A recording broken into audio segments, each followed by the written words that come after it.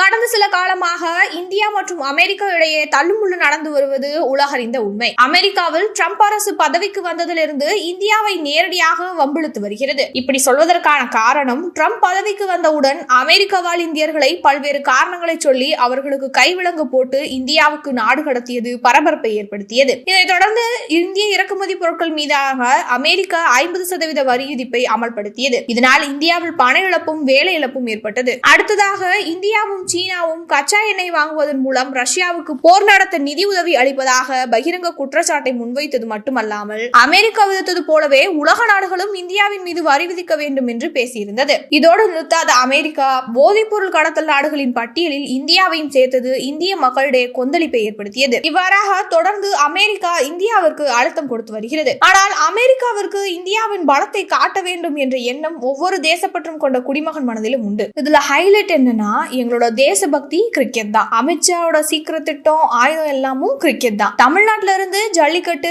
ஈழ விடுதலை எந்த போர்க்குள்ள எழுந்தாலும் உடனே கிரிக்கெட்டை வச்சு திசை மாத்திரம் தான் மத்திய அரசோட ட்ரிக்கே. எங்களுக்கு மட்டும்தான் இந்த டெக்னிக் நினைச்சா, அட அமெரிக்காவுக்கும் இதுதானா, நாங்களும் பழி வாங்குவோம்லன்ற மாதிரி ஒரு விஷயத்த பண்ணிருக்காங்க. அது என்னன்னா, அமெரிக்கா மீது இந்தியா எந்த மாதிரியான நடவடிக்கையை எடுக்கும் என எதிர்நோக்கி காத்திருந்த மக்கள் மத்தியில தற்போது அமெரிக்க கிரிக்கெட் அணியே ஐசிசி கிரிக்கெட் நிர்வாகம் தடை விதிச்சிருக்கு. இதுக்கு காரணம் என்னன்னு பார்த்தோம்னா, ஆடும் லெவேனியா விதிகளை மீறியதற்காக அமெரிக்காவின் தேசிய கிரிக்கெட் லீக்க ஐசிசி தடை பண்ணிருக்காங்க. குறைஞ்சபட்சம் 7 USA கிரிக்கெட் சேர்ந்த அல்லது அசோசியேட் வீரர்கள் எல்லா நேரங்களிலும் களத்துல இருக்க வேண்டும் என்ற விதியை ஐசிசி தற்போது அமல்படுத்தி இருந்தாங்க. ஆனால் லீக் போட்டியில் 6 வெளிநாட்டு வீரர்கள் களத்தில் விளையாடி இருக்கிறதா இதற்கான காரணமா சொல்லியிருக்காங்க ஐசிசி. இதுல முக்கிய ஹைலைட் என்னன்னா, மத்திய உள்துறை அமைச்சரான அமித்ஷாவோட மகன் ஜெய்ஷா தான் இந்திய ஐசிசி கிரிக்கெட் நிர்வாகத்தோட தலைவருங்கிறது தான். இந்தியா தொழில்நுட்பம், ராணுவம், பொருளாதாரம், வேலைவாய்ப்பு, அமைதிக்கான வாழ்க்கை சூழல் என தன்னோட பலத்தை வெளிப்படுத்தாம கிரிக்கெட் அணியை வச்சு நாங்களும் அமெரிக்காவை அச்சுறுத்திட்டோம்னு சொல்றத